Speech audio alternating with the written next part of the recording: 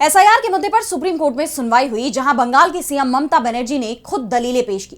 उन्होंने इस दौरान चुनाव आयोग पर बीजेपी के इशारे पर काम करने का आरोप लगाया। इस सुनवाई के साथ ही सुप्रीम कोर्ट ने चुनाव आयोग को नोटिस भी जारी कर दिया है, जिससे उसकी मुश्किलें अब बढ़ती नजर आ रही हैं। तो क्या कुछ हुआ सुप्रीम कोर्ट में इस सुनवाई के दौरान, जानेंगे इस रिपोर्ट में। सुप्रीम कोर्ट में एक बार फिर एसआईआर के मामले पर सुनवाई हुई, लेकिन इस बार कोर्ट में एक अलग ही नजारा देखने को मिला। पश्चिम बंगाल की सीएम ममता बनर्जी ने खुद अदालत में दलीलें पेश की। आजादी के बाद ये पहला मौका था जब किसी सिटिंग सीएम ने खुद कोर्ट में पेश होकर दलीलें पेश की।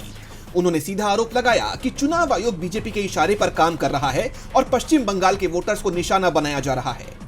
ममता ने चुनाव आयोग को व्हाट्सएप आयोग तक कह डाला। ममता बनर्जी की दलीलों का सबसे बड़ा केंद्र 8,300 माइक्रो ऑब्जर्वर्स की नियुक्ति रही।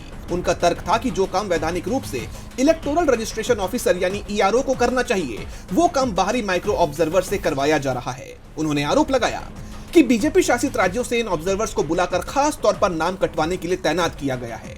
जवाब में चुनाव आयोग की तरफ से सीनियर एडवोकेट राकेश द्विवेदी ने कहा कि हमने राज्य सरकार से क्लास 2 अधिकारियों की मांग की थी, लेकिन सरकार ने पर्याप्त अधिकारी नहीं दिए, जिसके कारण मजबूरी में माइक्रो ऑब्जर्वर्स लगाने पड़े। सीनियर एडवोकेट श्याम दीवान ने बताया कि करीब 70 लाख मामले सिर्फ नाम की स्पेलिंग के मामूली अंतर के हैं।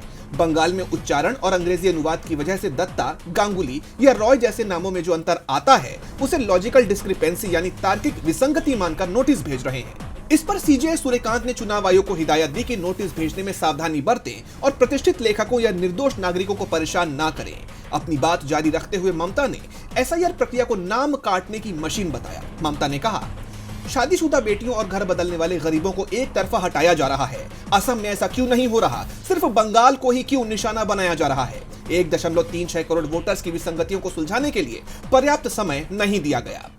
वहीं सुनवाई के दौरान एक बड़ा मोड़ तब आया जब सुप्रीम कोर्ट ने माइक्रो ऑब्जर्वर्स को हटाने का संकेत देते हुए आदेश दिया और राज्य सरकार से उन अधिकारियों की लिस्ट मांगी जिन्हें वेरिफिकेशन के लिए तैनात किया जा सकता है। चुनाव आयोग ने प्रक्रिया पूरी करने के लिए 7 दिन की और मोहलत मांगी थी, जिसे कोर्ट ने साफ तौर पर मना कर दिया। सीएम ममता की याचिका पर सुप्रीम कोर्ट ने चुनाव आयोग को अब नोटिस जारी किया है, जिस पर चुनाव आयोग सोमवार यानी 9 फरवरी को जवाब दाखिल करेगा। पश्चिम बंगाल सरकार डेप्यूट करने के लिए मौजूदा क्लास 2 अधिकारियों की लिस्ट देगी।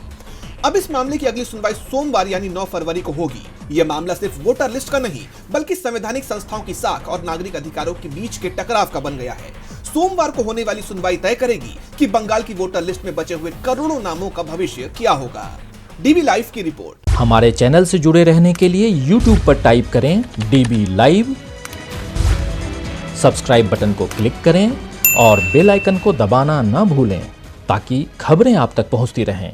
देखते रहिए डीबी लाइव, क्योंकि यहाँ हैं खबरें लगातार।